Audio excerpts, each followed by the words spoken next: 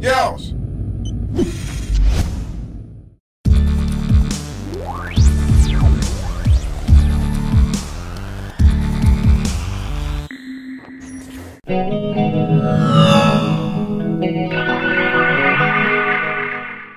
The Bowlingotter Show.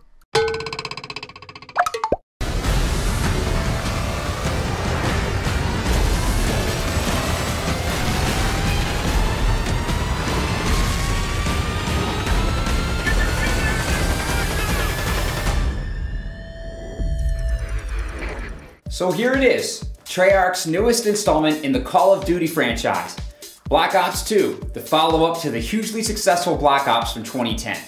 And even though there seems to be so much COD saturation in the gaming world over the past few years, I mean really they've been a Madden-like annual staple for more than half a decade, there's just something about the buzz and excitement that keeps me coming back year after year. So if you have Black Ops and Modern Warfare 3 already, why should you buy this year's iteration? Well, first there's the obvious answer. Everyone's talking about Black Ops 2. The original Black Ops and Modern Warfare 3 are officially old hat. But aside from the contagious hype, let's get to the game. Alright.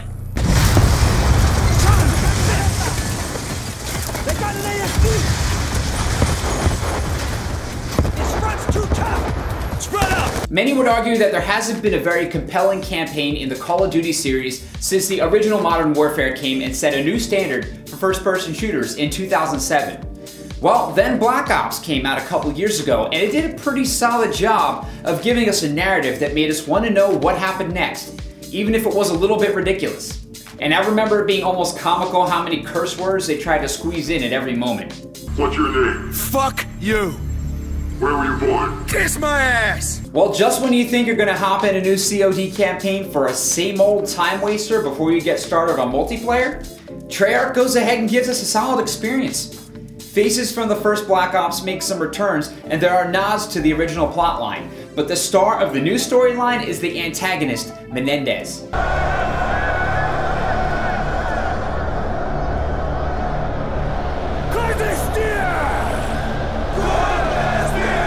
He's destructive, but he also comes off as very clever, and with a legitimate motive for his actions that transcend your typical, I'm a crazy guy and I want to kill people motif. You can relate to him. As for the gameplay, you're guided along a fairly restricted path, and it ultimately amounts to a heavily scripted shooting gallery for 6 or 7 hours. Sound familiar? It feels familiar. But Black Ops 2 is just really good at what it does. It's pretty much the video game equivalent of a good action movie.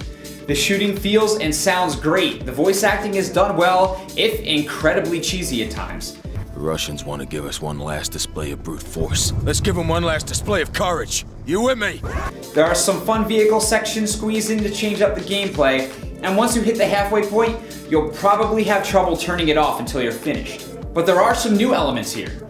The gameplay and narrative take nice twists through the setting as the game alternates between near past and near future timelines, effectively changing up the weaponry and enemies in the process. And for the first time, you have options to customize your loadout for each campaign mission.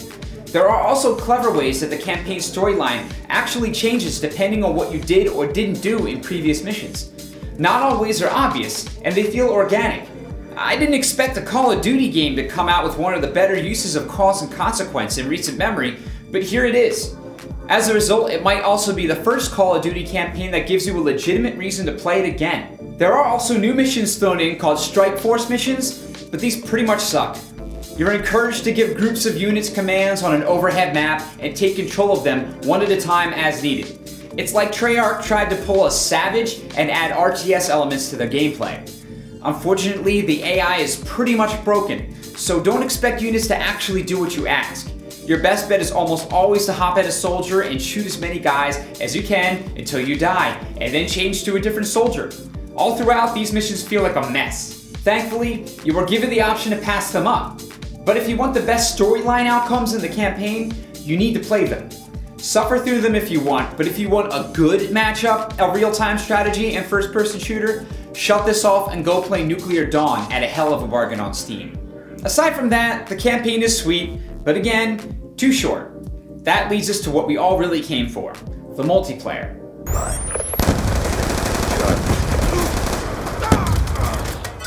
If you showed up expecting the barrage of fast-paced, close quarters, reward-heavy, class-based, addictive multiplayer gameplay that you've come to expect from Call of Duty, it's all here. All the familiar modes are here too, but Treyarch did make some changes. Arguably the biggest change is how class customization is done this time. In the past, classes are customized based on a pick one of each style.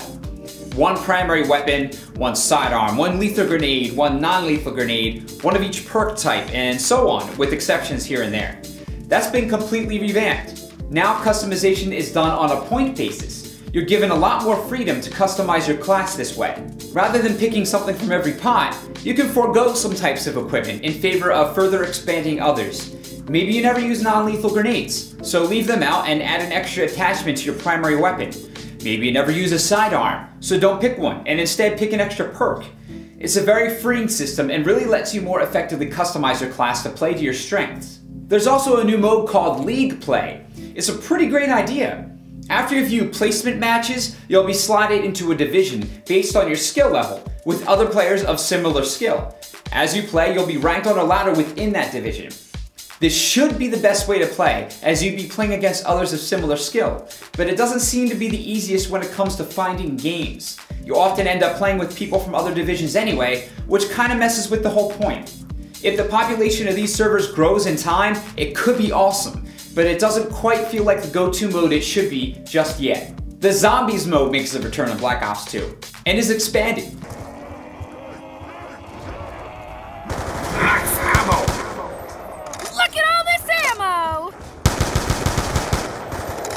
Aside from the typical survival mode where you work to survive as long as possible against wave after wave of oncoming zombies, there are two new modes, Grief and Transit. Transit is basically Treyarch's try at a zombie campaign mode. You and 3 other players work together to activate power sources and open doors, riding an automated bus from area to area. You buy weapons with currency points and collect team boosting item drops to help along the way. It's a great idea, but doesn't feel so great in execution, as it seems to rely a bit too heavily on luck. If you get some max ammo drops, you're good, but if you don't and run out of ammo in an area where you can't buy more weapons, you're pretty much screwed. And the zombies themselves are surprisingly durable. It might be more fun to pick off larger hordes of weaker zombies, but it gets kind of annoying wasting a lot of very limited ammo on each one. When all's said and done, Transit mode feels like it wants to be Valve's Left 4 Dead, but isn't nearly as good as its inspiration. Luckily, the survival mode is still intact and still a blast with friends. And the Grief mode is a great change of pace, putting 2 teams of 4 against one another. Here you can't actually hurt a member of the opposite team, but you can sure mess with them and make it more difficult for them to hold off the zombies. Trying to decide whether to beat back the zombies yourself or focus on ruining the other team's day creates an interesting dynamic. From a presentation perspective, the sound, voice acting, and musical score get the job done. But visually, the engine is showing its age. The Black Ops 2 engine is basically the same one used for the first Black Ops, with some improved texture mapping, lighting, and shadow effects. But this really isn't much competition for Frostbite 2. Treyarch makes great use of it with some awesome looking scripted sequences in the campaign, but Call of Duty is at the point where it needs a shot in the arm in the visual department, and Black Ops 2 isn't it. With all that said, here's the bottom line. I'm giving Call of Duty Black Ops 2 a score of 3.5 out of 5. It's a solid title. Not groundbreaking, but it has a lot to offer. The campaign offers a surprisingly well-done branching storyline and all the exciting scripted sequences you would hope for, but it's still too short and the Strike Force missions fall flat. Thankfully, the competitive multiplayer is just what we've come to expect. Fast-paced, furious, feature-packed, and addictive. The new class customization offers more flexibility, and the League Play option has the potential to be great if it catches on. Zombies mode is here for the die-hard fans, and the survival and grief modes are great, even if the ambitious transit mode is a disappointment. And let's hope that the next Call of Duty game finally gives us a real visual update, because the current engine is starting to show its age. On the whole, these Call of Duty games are a love it or hate it deal. If you enjoy them year to year, you're going to enjoy this one as well. But if they haven't been your cup of tea before, Black Ops 2 will not change your mind. It's a solid rental for a quick campaign playthrough that you can finish in one sitting, but if you're big into multiplayer shooters, you should have no problem putting the cash down on a copy of Black Ops 2 and watch the hours tick by. Now, Black Ops 2 is a game I'm sure you guys have plenty of opinions on, so help me out, leave some comments below. And if you have any comments on the review, leave them there too. And as always, thanks for watching the Bowlingotter Show, and see you next time. Let's give him one last display of courage. You with me? Kiss my ass!